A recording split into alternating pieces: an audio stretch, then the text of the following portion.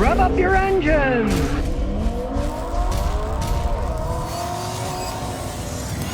G. Garner 021. Scotty, what do you think of the Chevy Cobalt 4-cylinder? Not much. Okay, now for a small engine, it puts out a decent amount of power, yes. They don't hold up over time. The whole car itself is a pile of junk, and it doesn't hold up over time.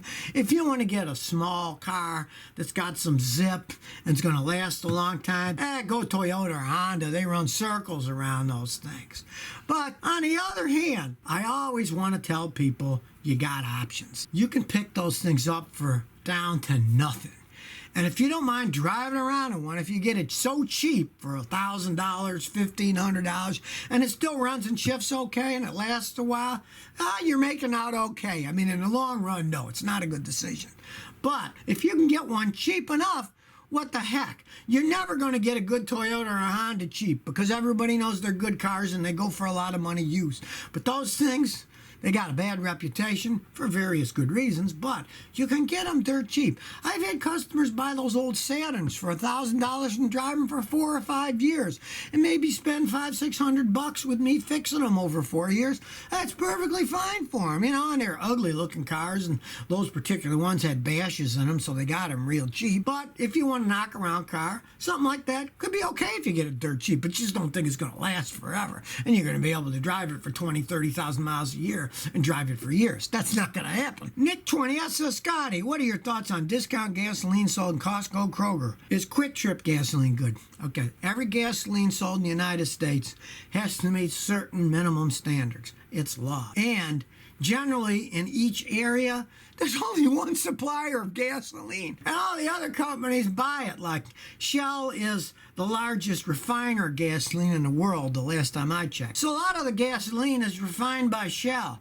And then say, if you buy Exxon gasoline in your area, if Shell made the gasoline, you're buying Shell gas, and the only difference is Exxon is putting their particular additives on top of it and dyeing it the color that they want their gasoline to look. It's not like you got a wide choice of where the actual gasoline's coming from anyways. It's the same thing with batteries. There's only a handful of battery manufacturers left in the United States. You know, even though there's 40 different brands, if there's only 3 companies making them, the brand doesn't really mean all that much. You got to find out who's making that brand. And for gasoline, in most areas, it's the same company making all of it.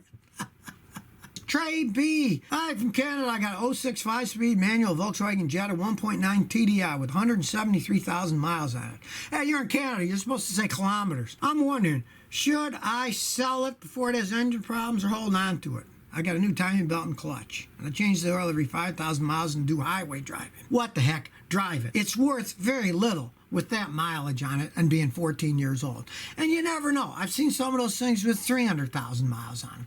I just say drive it till the wheel falls off, because if you try selling it now, you're going to get nothing for the vehicle. What the heck? There's Scotty telling you to keep a Volkswagen. That's a rarity, believe me. But it's a standard transmission. It's a diesel. It runs. Heck, just keep driving it and change the oil. You never know how long this thing's going to last. You're not going to get much for it if you sell it. And what the heck? If you get years more out of it, you're making out like a bandit. Ronald Reagan. Gee, I thought he was dead. Hey, Scotty, my daughter's 2010 Ford Focus started cranking normal by a few seconds. Normally, it starts right up. Tried the spray cleaner remedies, and it's slightly better, but it still randomly cranks longer. As the cleaning helped, of course, try it again. Now, if it still does it, change the fuel filter first. If the fuel filter gets clogged, it'll do that. If that doesn't do it, pressure test the fuel pump. Now, you always have to change the fuel filter in a 10-year-old car before you pressure test the fuel pump, because if the fuel filter's clogged up, you're going to get false readings. But once you change the filter, if that doesn't fix it, then test the fuel pump pressure, and if it's low, replace it. It means it's on its way out,